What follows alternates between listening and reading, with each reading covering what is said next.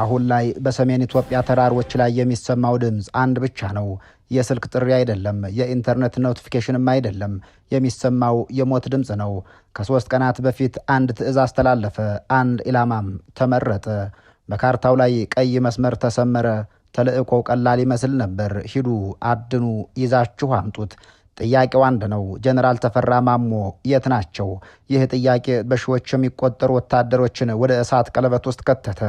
ዘመናዊ ሄሊኮፕተሮች ሰማዩን ወረሩት፣ መድፎች ምድሩን አረሱት። የፌዴራል መንግስቱ የመጨረሻ ኦፕሬሽን ያለውን ዘመቻ ጀመረ። ነገር ግን በወረቀት ላይ የተጻፈው እቅድ መሬት ላይ ካለው እውነት ጋር ተጋጨ። አዳኝነን ብለው የገቡት ታዳኞች ሆኑ። ዙሪያ ገባውን የከበበው ተራራ ዝም ብሎ የሚያይ ድንጋይ ሳይሆን አፍ አውጥቶ የሚተኩስ ጠላት ሆነባቸው። ይህ የአሜሪካ ፊልም አይደለም። ይህ አሁን እየሆነ ያለው የኢትዮጵያ እውነታ ነው። ግን ታሪክ አዲስ አይደለም። ዓለም ይህንን አይተዋለች። ከ30 ዓመታት በፊት አሜሪካ በሞቃዲሾ አቧራ ውስጥ የጣለችው ክብር፣ ሩሲያ በቼቼንያ የበረዶ ተራሮች ላይ አንድን መሪ ለማደን ስትል የገባችበት የደም መቀመቅ ዛሬ በሸዋ በጎጃምና በወሎ ተራሮች ላይ እየተደገመ ይሆን? አንድን ጀነራል መግደል ጦርነትን ያሸንፋል ወይስ የሞተው ሰው ከመቃብር በላይ በሕያዋን ልብ ውስጥ ገዝፎ ይነሳል? የፌዴራል መንግስቱ ጦር በራሱ ወጥመድ ውስጥ ገብቷልን?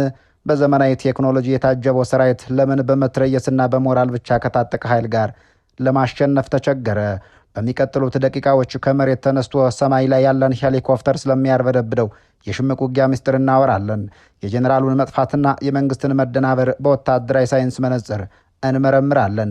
እናም ታሪክ የደበቀውን ማንም ሊነግረን ያልቻለውን የሞቃዲሾንና የቼቼንያን የመሪዎች አደን ኪሳራ ገልጠን የዛሬውን የኢትዮጵያ ጣፈንታ እንተነብያለን። ልብ ይበሉ፣ ይህ ዝም ብሎ ዜና ብቻ አይደለም። ይህ የህይወትና የሞት የአሸናፊነትና የተሸናፊነት ታሪክ የሚለይበት ወሳኝ ትንታኔ ነው። በዚህ ጥልቅ ትንታኔ ከሞቃዲሾ ጎዳናዎች እስከ ቼቼንያ ተራሮች፣ ከዛሬው የሰሜን ሸዋ የጦር አውድማ እስከ ጎጃምና ጎንደር ሸለቆዎች እየተንከባለለ የመጣውን አስፈሪ ወታደራዊ እውነት እንፈትሻለን። ዘገባው እየደማ ያለ ቁስል፣ እየነደደ ያለ እሳትና ነገ የሚፈጠረውን የታሪክ ጠባሳ የምናይበት መነጽራችን ነው። የተከበራችሁ የበራፍ ቲቪ ቤተሰቦች እስከ ዝግጅቱ ፍጻሜ አብራችሁን ቆዩ።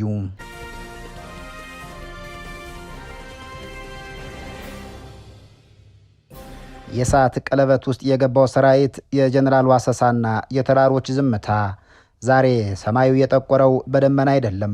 ባሩድ ባጠላበት የሰሜን ኢትዮጵያ ሰማይ ስር ሞትና ሕይወት እንደ ዳውላ ተወጥረዋል።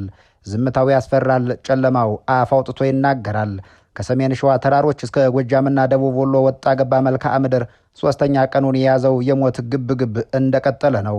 ስልክ የለም፣ ኢንተርኔትም የለም። ያለው አንድ ነገር ብቻ ነው፣ የጥይት የመድፍ ድምፅ እናም የሄሊኮፕተሮች ትርምስ። መረጃዎች እንደሚያመላክቱት የፌዴራል መንግስቱ የጸጥታ መዋቅር አንድና ግዕልስ ተልእኮና አንግቦ ወደ እነዚህ ቀጠናዎች ዘልቋል። ጥያቄው አጭር፣ መልሱ ግን ለአስጨራሽ ሆኗል። ጀነራል ተፈራ ማሞ የት ናቸው? ይህ ጥያቄ የጦርነቱ ማጠንጠኛ ሆኗል። እንደ መረጃ ምንጮቻችን ከሆነ ኢላማው ግልጽ ነው። የፋኖን ወታደራዊና ፖለቲካዊ አመራሮች በተለይም ጀነራሉን በቁጥጥር ስር መዋል አሊያም እርምጃ መውሰድ።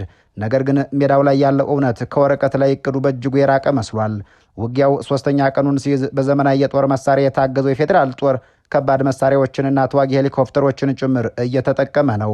ይህ እጅግ አስፈሪ ትዕይንትን ፈጥሯል። ከሰማይ የሚዘንበው እሳት ከመሬት ከሚተኮሰው የመልሶ ማጥቃት ጋር ሲገናኝ መሀል ላይ ያለው ንጹሕ ዜጋ እንደ ሳር እየተረገጠ እንደ ቅጠል እየረገፈ ነው። የደረሰን መረጃ እጅን በአፍ የሚያስጭን ነው። በርካታ ንጹሐን ሕይወታቸውን አጥተዋል። እናቶች በለቅሶ፣ ሕፃናት ድንጋጤ ውስጥ ናቸው። የዚህ ዘመቻ ውጤት ምን ይመስላል? እዚህ ላይ ነው ነገሩ የሚወሳሰበው። የፌዴራል መንግስቱ የጸጥታ ኃይሎች ከፍተኛ ተኩስ ቢከፍቱም የሚፈልጉትን ወታደራዊ ድል ያገኙ አይመስሉም። እንዲያውም የመረጃ ምንጮች እንደሚጠቁሙት በርካታ መስመራዊ መኮንኖች ሕይወታቸው በማለፍ ላይ ነው። አጥቂው ኃይል በራሱ ወጥመድ ውስጥ የገባ ይመስላል። የጀነራል ተፈራ ማሞ አሻራን መፈለግ በጨለማ ውስጥ መርፌን እንደመፈለግ ያለ ነገር ሆኖባቸዋል። ይህንን አሁናዊ የኢትዮጵያ እውነታ ለመረዳት ያለምን ወታደራዊ ታሪክ መዝገብ ማገላበጥ የግድ ይለናል። ታሪክ ራሱን ይደግማልና ወደ ኋላ እንመለስ። ጊዜው እንደ አውሮፓውያን አቆጣጠር 1993 ዓመተ ምህረት ሞቃዲሾ ሶማሊያ ነው። በዓለም እጅግ ዘመናዊ የሚባለው የአሜሪካ ጦር የጦር መሪውን ሙሐመድ ፋራህ አይዲድን ለመያዝ ያደረገውን በእነሱ አንደበት ኦፕሬሽን ጎይቲክ ሰርፐንት የተሰኘውን ያስታውሷል። ዓላማው የአይዲድን ቁልፍ አማካሪዎችና ራሱ አይዲድን ጭምር መያዝ ነበር። አሜሪካውያኑ ብላክ ሆክ የተሰኙ ዘመናዊ ሄሊኮፕተሮችንና ልዩ የኮማንዶ ኃይሎችን ተጠቀሙም። በቴክኖሎጂም አቻ አልነበራቸውም። ነገር ግን ውጤቱ የታሰበውን ያክል አልነበርም። በከተማ ውጊያና በህዝብ እምቢተኝነት መሃል ቴክኖሎጂው ተንበረከከ። ሄሊኮፕተሮች ወደቁ። የ18 ሰዓቱ ውጊያ ለአሜሪካ ውርደትን፣ ለሶማሊያ ሚሊሻዎች ደግሞ የሞራል ድልን አጎናጸፈም። ይህንን ታሪካዊ ክስተት እንደ አንድ አሳማኝ ማሳያ በመውሰድ ከወቅታዊ የኢትዮጵያ ሁኔታ ጋር በማዛመድ በጥልቀት እንመልከተው። ጊዜው በእርግጥም እሁድ ጥቅምት 3 ቀን 1993 ዓመተ ምህረት ነው። ቦታው ሞቃዲሾ ሶማሊያ። አየር ላይ የሚንሳፈፈው አቧራና የህንድ ውቅያኖስ ሙቀት አየሩን አክብዶታል። በዚህች ቀን የዓለምን ወታደራዊ ታሪክ ለዘላለም የለወጠ በተለይም ለዘመናዊ የከተማ ውጊያ አዳዲስ መጽሐፍን ያጻፈ ክስተት ሊፈጠር ሽርፍራፊ ሰከንዶች ብቻ ቀርተዋል። አሜሪካ በወቅቱ ታስክ ፎረስ ሬንጀር የተሰኘ እጅግ ዘመናዊ ምርጥ የሰለጠነና በቴክኖሎጂ የተራቀቀ የጦር ክፍል አስተማርታለች። ኢላማው ግልጽና አንድ ነው። የሶማሊያው የጦር መሪ ሙሐመድ ፋራህ አይዲድን አከርካሪ መስበር። እቅዱ ቀላል ይመስላል። የአይዲድን ሁለት ቁልፍ አማካሪዎች በባካራ ገበያ እምብርት ከሚገኝ ህንፃ ውስጥ ገብቶ መያዝ ነው። የአሜሪካ የጦር አዛዦች በራስ መተማመን ጣራ የነካ ነበር። እንገባለን፣ እንይዛለን፣ እንወጣለን። ክንዋኔው ቢበዛ የ30 ደቂቃ ወይም የ1 ሰዓት ጉዳይ ነው። ለምን? ምክንያቱም እነርሱ ጋር ብላክ ሆክና ሊትል በርድ የተሰኙ ከሰማይ ሆነው መሬት ላይ ያለን ዝንብ ማየት የሚችሉ ዘመናዊ ሄሊኮፕተሮች አሉ። መሬት ላይ ደግሞ ማንም ሊቋቋማቸው የማይችል የዴልታ ፎርስና የሬንጀር ኮማንዶዎች አሉ። በሌላኛው ወገን ያለው ማን ነው የተባለ እንደሆን በካት የደነዘዘ የተበላሸ AK-47 እና አርፒጂ ያነገበ ሚሊሻ። ለአሜሪካ ጀነራሎች ይህ ውጊያ ሳይሆን የፖሊስ ስራ ነበር። ግን ሞቃዲሾ ሌላ እቅድ ነበራት። ኦፕሬሽኑ እንደተጀመረ ያልተጠበቀ ነገር ሆነም። ያም በቴክኖሎጂ የተጆበነው ብሪት ከመሬት በሚተኮስ የህዝብ ቁጣ ታፈነ። የባካራ ገበያ በድንገት ወደ እሳት ምድጃ ተቀየረ። የሶማሊያ ሚሊሻዎች የተደራጀ ወታደር አልነበሩም። ነገር ግን አካባቢውን ያውቁታል። በየቤቱና በየጎዳናው ጥግ ተሸሽገዋል። ከሁሉም በላይ ግን አሜሪካውያኑ የዘነጉት አንድ ሀቅ ነበር፣ የህዝብ እምቢተኝነት። ከሰማይ የሚተኮሰው ዘመናዊ መሳሪያ መሬት ላይ ያለውን ቁጣ አባባሰው እንጂ አላበረደውም። ድንገት ዓለምን ያስደነገጠው ያ ድምፅ በሬዲዮ መገናኛዎች ላይ አስተጋባ። ብላክ ሃውክ ዳውን፣ ብላክ ሃውክ ዳውን። በማይደፈር ይቆጠር የነበረው ዘመናዊ ሱፐር 61 የተሰኘው ሄሊኮፕተር በአርፒጂ ተመቶ ወደቀ። ትንሽ ቆይቶ ሁለተኛው ወደቀ። የአሜሪካ ወታደሮች አዳኝ መሆናቸው ቀርቶ ታዳኝ ሆኑም። የ30 ደቂቃ ኦፕሬሽን ወደ 18 ሰዓታት የዘለቀ የሲኦል ውጊያ ተቀየረ። ወታደሮቹ በጠላት ቀጠና ውስጥ ተከበቡ። መንገድ ጠፋ። ከየመስኮቱ ከየጣሪያው ጥይት ይዘንብ ነበር። ጎዳናዎቹም በጎማ ጭስ ታፈኑ። በውጤቱም 18 የሚያክሉ የአሜሪካ ምርጥ ወታደሮች ተገደሉ። አስክሬናቸው በሞቃዲሾ ጎዳናዎች ተጎተተ። ይህ ምስል ሲወጣ የአሜሪካ ፖለቲካ ተናወጠ። የወቅቱ የልዕለ ኃያሉ ሀገር አሜሪካ ፕሬዝዳንት ክሊንተን ሰራዊቱን ለመሰብሰብ ተገደዱም። ሙሐመድ ፋራህ አይዲድም አልተያዙም። ይልቁንም የአሜሪካን ቴክኖሎጂ ያንበረከከ ጀግና ተደርጎ ተቆጠረም። ወደ ዛሬው የኢትዮጵያ እውነታ ስንመለስ ይህ የሞቃዲሾ ታሪክ ዛሬ በሰሜን ሸዋ በጎጃምና በወሎ ተራሮች በከፊል ጎንደር ለሚካሄደው ውጊያ ፍቱን ማስተማሪያ ነው። ታሪክ የሚነግረን 3 መሰረታዊ እውነቶችን ነው። እነሱም ከአሁኑ የፋኖና የመንግስት ውጊያ ጋር እያነጻጸር የምንመለከታቸው ናቸው። ቀዳሚው ማነጻጸሪያ የቴክኖሎጂ ገደብ ነው። መንግስት ዛሬ በሰሜን ኢትዮጵያ ድሮኖችንና ሄሊኮፕተሮችን እንዲሁም ከባድ መሳሪያዎችን እየተጠቀመ ነው፣ ልክ እንደ አሜሪካውያኑ በሞቃዲሾም። ነገር ግን ቴክኖሎጂ በከተማ ውጊያና በተወሳሰበ የመሬት አቀማመጥ ላይ አቅሙ ይገደባል። ፋኖዎቹ እንደ ሶማሊያ ሚሊሻዎች መሬቱን ያውቁታል። ተራራው፣ ሸለቆና መንደሩ ለነርሱ እንደ ጋሻ ነው። ሄሊኮፕተር ከላይ ሊያይ ይችላል፣ ነገር ግን የሰውን ልብ ወይም በዋሻ ውስጥ የተደበቀውን ኃይል ማየት የሚችል አይደለም። ሁለተኛው ማነጻጸሪያ የመሪዎች አደን ኪሳራ ወይም ዘ ዲሴፕሽን ትራፕ የሚሰኘው ነው።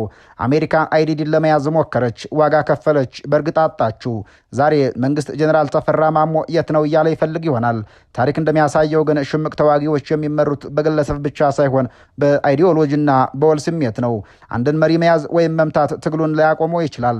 እንዲያውም ያ መሪ ሰማዕት ሆኖ ትግሉ ይበልጥ ሊያቀጣጥለው ይችላል። አይዲዲ ስላልተያዘ አፈታሪክ ሆነ። ቢያዝ ወይም ቢገደል ኖሮ ደግሞ ለተከታዮቹ በቀልን ትቶ ያልፍ ነበር። ሶስተኛውና የመጨረሻው ማነጻጸሪያ የህዝብ ኃይል ነው። በሞቃዲሾ አሜሪካን ያሸነፋት መሳሪያ ሳይሆን ህዝቡ ነው ማለት ይቻላል። ሴቶችና ህጻናት ሳይቀሩ ድንጋይ ይወረውሩ እንደነበር በታሪክ የሚታወቅ ነው። አሁንም በሰሜን ኢትዮጵያ የምንሰማው ንጹሐን እየተጎዱ መሆኑን ነው። በመንግስት ወታደራዊ እርምጃ ንጹሐን በሞቱ ቁጥር ህዝቡ ወደ ፋኖነት ይቀየራል። የሽምቅ ውጊያ ህግ እንደሚለው ህዝቡ ባህር ነው፣ ታጋዩ ደግሞ በውስጡ የሚዋኝ አሳ ነው። ባህሩን ወይም ህዝቡን ሳያሸንፉ አሳውን ወይም ታጋዩን በወታደራዊ ኃይል ብቻ ማጥፋት በመርፌ ባህርን እንደማድረቅ ያለ ቂልነት ነው። ከ30 ዓመታት በፊት በሞቃዲሾ አባራ ውስጥ የተጻፈው ታሪክ ዛሬ በኢትዮጵያ ተራሮች ላይ እየተደገመ ይሆን? የፌዴራል መንግስቱ ወታደራዊ የበላይነት አለኝ ብሎ የሚያካሂደው ይህ ዘመቻ በሞቃዲሾ አይነት የከተማና የተራራ ዱር ውስጥ ተዘፍቆ ይቀልጥ ይሆን?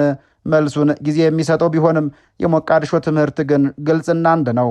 በእምነትና በቁጣ የተሞላን ታጋይ በቴክኖሎጂና በከባድ መሳሪያ ብቻ ማሸነፍ ከባድ፣ አንዳንዴም የማይቻል ነው።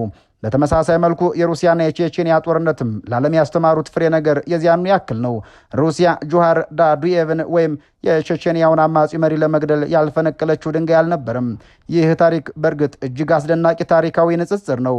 የሩሲያና የቼቼንያ ታሪክ በተለይም የጆሃር ዱዳየቭን አደን ለዛሬው የኢትዮጵያ ሁኔታ ፍቱን የሆነ ሁለተኛው ማሳያችን ነው። ወደ ቀዝቃዛው የካውካሰስ ተራሮች እንሂድ። ዘመኑ 1990ዎቹ አጋማሽ አካባቢ ነው። ቦታው ቼቼንያ ነው። እዚሁ ቦታ ታላቋ ሩሲያ ከአንዲት ራስ ገዝ ግዛት ጋር ትንቅንቅ ይዛለች። የዚህ ትንቅንቅ መሃል ላይ አንድ ሰው አለ፣ ጆሃር ዱዳየቭ፣ የቼቼንያ አማጽያን መሪና የመጀመሪያው ፕሬዝዳንት። ክሬምሊን የሩሲያ ቤተ መንግስት አንድ ውሳኔ ያሳለፈ። ይህንን ሰው ማጥፋት አለብን፣ እሱን ካጠፋን የቼቼንያ አመፅ እንደ ሻማ በራሱ ይቀልጣል ብለው አመኑ። ልክ ዛሬ በኢትዮጵያ ጀኔራል ተፈራ ማሞ የት ነው ተብሎ እንደሚጠየቀው ህዝብ ያንም መላው የሩሲያ የስለላ መረብ ማለትም ኤፍኤስፒና ጂአርዩ የሚጠይቀው ዱዳየቭ የት ነው የሚል ነበር። ሩሲያ ያልሞከረችው የለም። ሰላዮችን ላከች፣ አልሆነላትም። የልዩ ኮማንዶ ኃይሎችንም አሰማራች፣ አልተሳካላትም። በመጨረሻም ሩሲያ ወደር የማይገኝለትን የቴክኖሎጂ አቅሟን ለመጠቀም ተገደደች። የዱዳየቭ ደካማ ጎን አንድ ነበር፣ ከውጭ ዓለም ጋር ለመገናኘት የሚጠቀምበት የሳተላይት ስልክ። ሚያዝያ 21 ቀን 1996 ዕለተ እሁድ ዱዳየቭ በደቡባዊ ቼቼንያ ጌቹ በተባለ መንደር አካባቢ ይገኛሉ። ለአንድ ወሳኝ የፖለቲካ ንግግር ስልካቸውን መጠቀም ፈለጉ። ነገር ግን የሩሲያ የስለላ አውሮፕላኖች ማለትም ኤWACS የተሰኙ የስለላ አውሮፕላኖች ሰማዩን ወረውታል። የእርሱን የስልክ ሲግናል ለማደን ከላይ እያንዣበቡ ናቸው። ዱዳየቭ መኪናውን ከዛፍ ስር አቆመ። የሳተላይት ስልኩን አወጣ። አንቴናውን ዘረጋ፣ ቁጥሮችን ተጫነ። ልክ መስመሩ ሲገናኝ የሩሲያ የስለላ ማሽን ሲግናሉን ጠለፈው። ተገኛሉ ሩሲያውያኑ። በሰከንዶች ውስጥ የዱዳየቭን መገኛ አስተባባሪዎች ለሁለት ሱሆይ ወይም SU-25 ጀቶች አስተላለፉ። ከሰማይ 2 ሚሳኤሎች ተተኮሱ። ሌዘር የሚመራቸው ገዳይ መሳሪያዎች ናቸው። ዱዳየቭ ስልኩ ጆሮ ላይ እንዳለ ዓለምን የደባለቀ ድምፅ ተሰማ። ቦምቦቹ ኢላማቸውን አልሳቱም። ዱዳየቭ በቦታው ተገደሉም። ሩሲያ ፌሽታ አደረገች። የወቅቱ ፕሬዝዳንት ቦሪስ የልሲን ጦርነት አለቀም። እባቡ ጭንቅላቱን ቀጥቅጠነዋል ብለው አሰቡ። የቴክኖሎጂ የበላይነታቸውን አረጋገጡ። አንድን ግለሰብ ከሰማይ በሚተኩስ ቅንጣት ዝም አሰኙ። ግን ታሪኩ እዚህ ላይ አላበቃም። ዱዳየቭ ሞተ፣ ግን የቼቼንያ ተጋድሎ አልሞተም። እንዲያውም የባሰ ተቀጣጠለ። ለምን የተባለ እንደሆነ የሰማዕትነት መንፈስ ትልቁ የመታገያ መንፈስ ነውና ነው። ሩሲያ ዱዳየቭን ስትገድል ለቼቼንያ ወጣቶች አዲስ የመታገያ ምክንያትን ሰጠቻቸው። እሱ ከመሪነት ወደ ቅዱስ ታጋይነት ተቀየረ። የእርሱ ሞት ህዝቡን አስቆጣ እንጂ አላንበረከክም። በሽምቅ ውጊያ አንድን መሪ መምታት ልክ የሃይድራንን ወይም ባለብዙ ጭንቅላት አውሬን አንገት እንደ መቁረጥ ይቆጠራል። አንዱ ሲቆረጥ ሌላው ይተካል። ዱዳየቭ ሲሞት ይበልጥ ጨካኝ የሆኑ መሪዎች እንደ ሻሚል ቫሴቭና ካታቭ ያሉ ወደ መድረኩ መጡም። ትግሉም ከብሔርተኝነት ወደ እጅግ የከረረ ጂሃዳዊ እንቅስቃሴ ተቀየረ። ሩሲያ የቀለለ መስሏት ያከበደችው ነገር ቢኖር በታሪኳ ይህ ተጠቃሽ ነው። ዱዳየቭ ከተገደለ ከጥቂት ወራት በኋላ ነሐሴ 1996 ዓ.ም እነዚያው መሪ አልባ የተባሉ አማጽያን ግሮዝኒን ወይም ዋና ከተማዋን መልሰው ተቆጣጠሩ።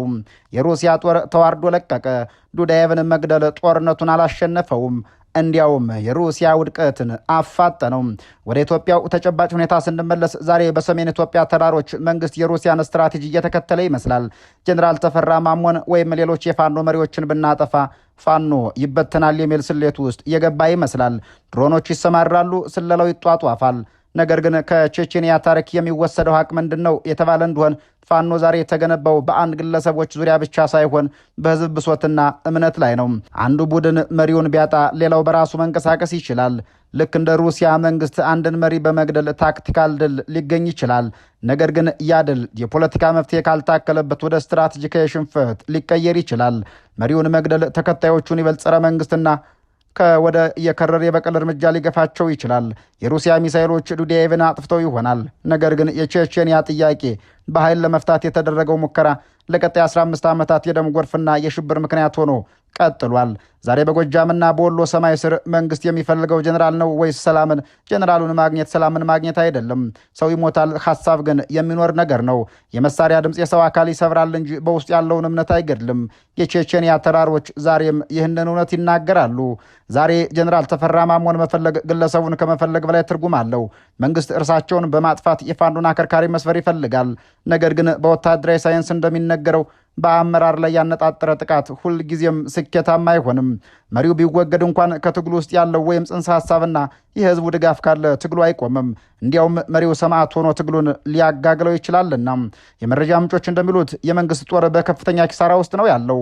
መስመራዊ መኮንኖች እያለቁ ናቸው። ይህ ለምን ሆነ? አንደኛው የመሬት አቀማመጥ የሰሜን ሸዋ የጎጃምና የወሎ መልክዓ ምድር ለሽምቅ ውጊያ የተፈጠረ በመሆኑ ነው።